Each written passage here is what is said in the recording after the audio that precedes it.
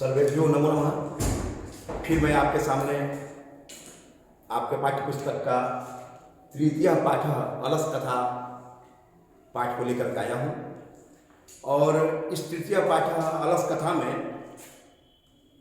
अलस कथा जैसे नाम से स्पष्ट है, आलसियों की कथा इसमें है। ठीक है, तो मैं थोड़ा इसके बारे में आपके पुस्तक में लिखित शब्दों को पढ़ करके थोड़ा इसके बारे में बताता हूँ।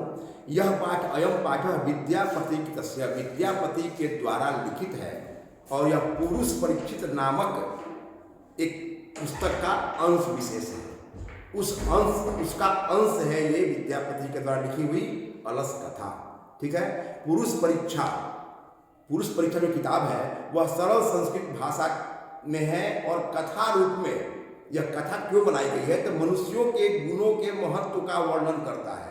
मनुष्य का क्या गुण है वह बताता है और उसके दोष जो है, मनुष्यों के गुणों के गुण तो है, दोष भी है, तो मनुष्य के दोषों को दूर करता है और उसके बारे में दोषों को दूर करने की शिक्षा देता है ये अलस कथा। ठीक है, और पुरुष परीक्षित किताब से लिया गया है। विद्यापति लोकप्रिय मैथिली कवि थे और संस्कृत ग्रंथों के निर्माता भी विद्यापति ही थे। यह उनकी विशेषता थी कि संस्कृत विषय अपनी प्रभुता अस्ति, उनकी विशेषता संस्कृत विषय में बहुत अधिक है।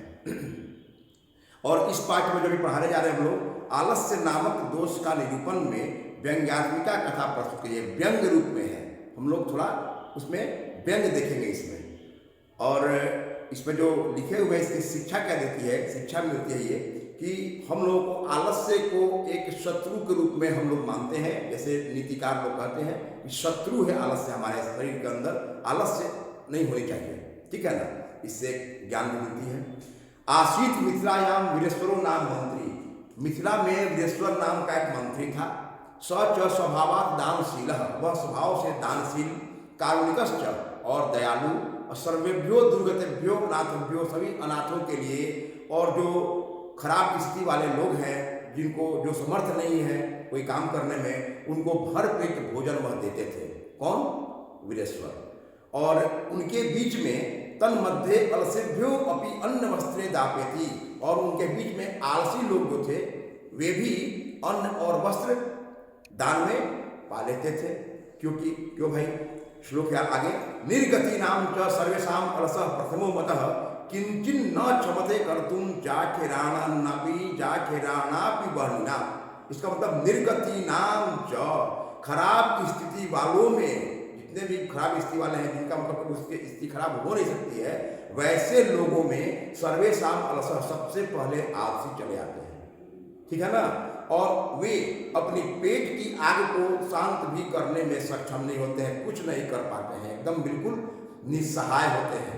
ठीक है, अब आगे क्या कह रहा है इसमें कि ततो अपि अलस पुरुषा नाम, उसमें आलसी पुरुषों के लाभ को देख करके बहवह, बहुत से तुंद परिमिर्जा, तुंद वाले, बड़े बड़े भूखे, बड़े बड़े पेट वाले कहा गया इसमें कि बड़े बड़े पेट खा पी के मजबूत हैं, लेकिन भूखे के नाम पर वे चले आते हैं कहाँ? वर्तुली बभुआ, एक पंक्तिबद्ध होकर के वहां आ जाते हैं, बैठ जाते हैं।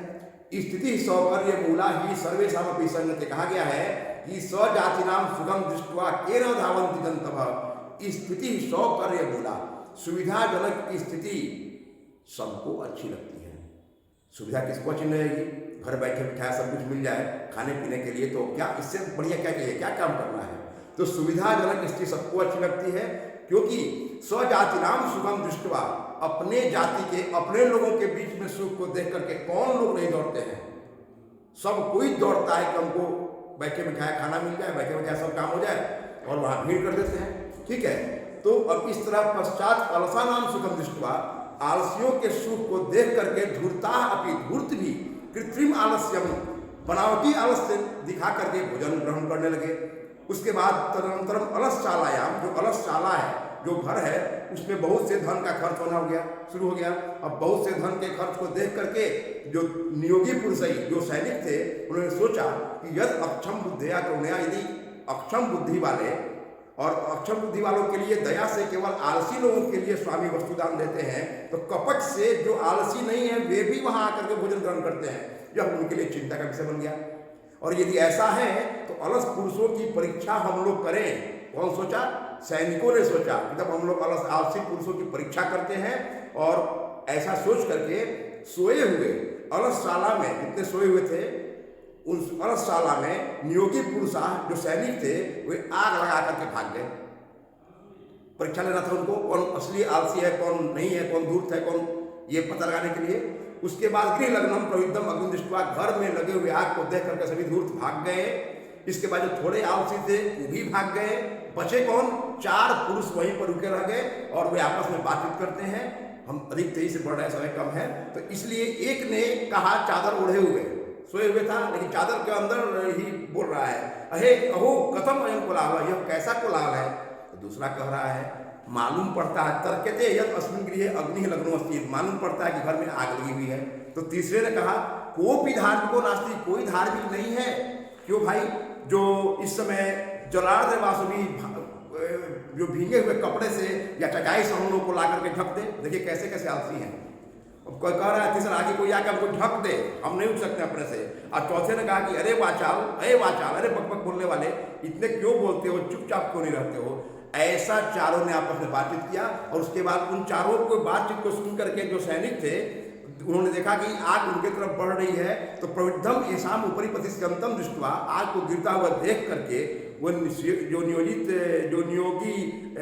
नियुक्त सिपाही थे वे वध भय मन मर जाने के भय से उन चारों आलसियों को द्वाल को पकड़ करके घर से बाहर कर दिए, उस रूम से बाहर कर दिए, अलसशाला से बाहर कर दिए। और उसके बाद उन्होंने पढ़ा, क्या पढ़ा?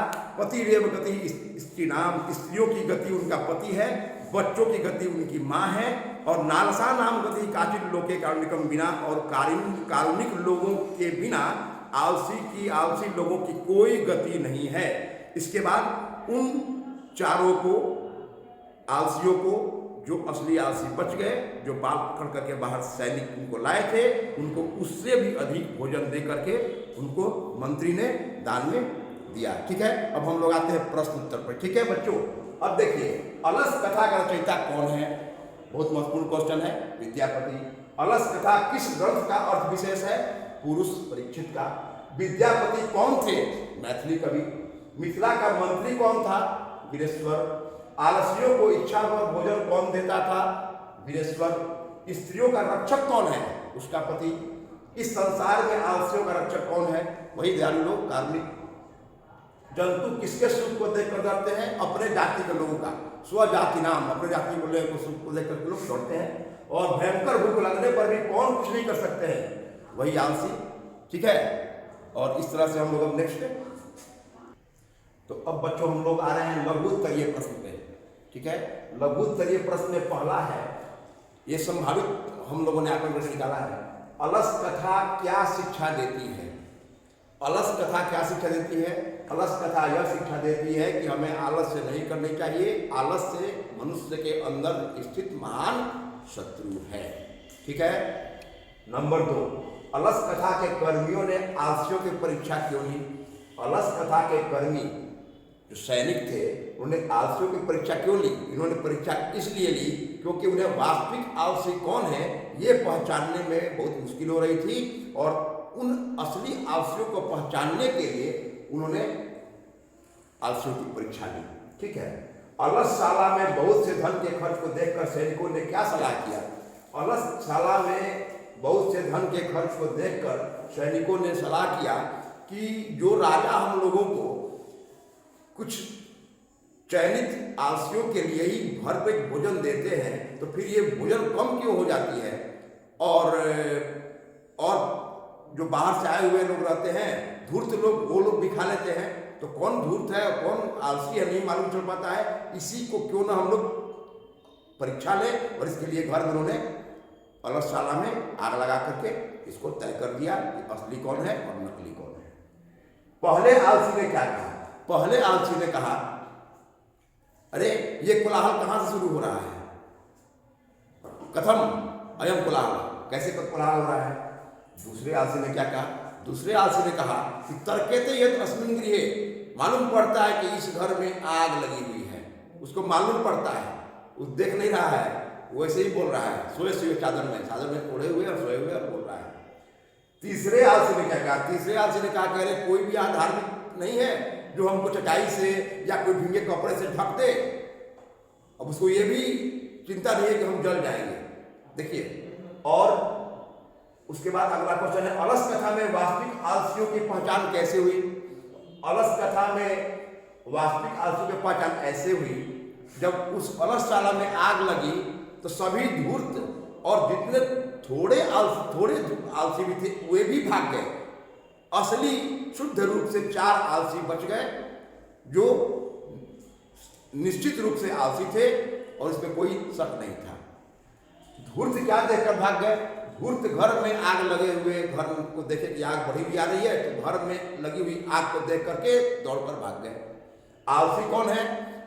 आलसी वही है जो अपने पेट की आग को शांत करने में भी सक्षम नहीं है, वे कुछ नहीं कर सकते हैं, बिल्कुल निरीह और बिल्कुल उस भाव में रहते हैं कि हमको कोई लाके भरपेट भोजन करा।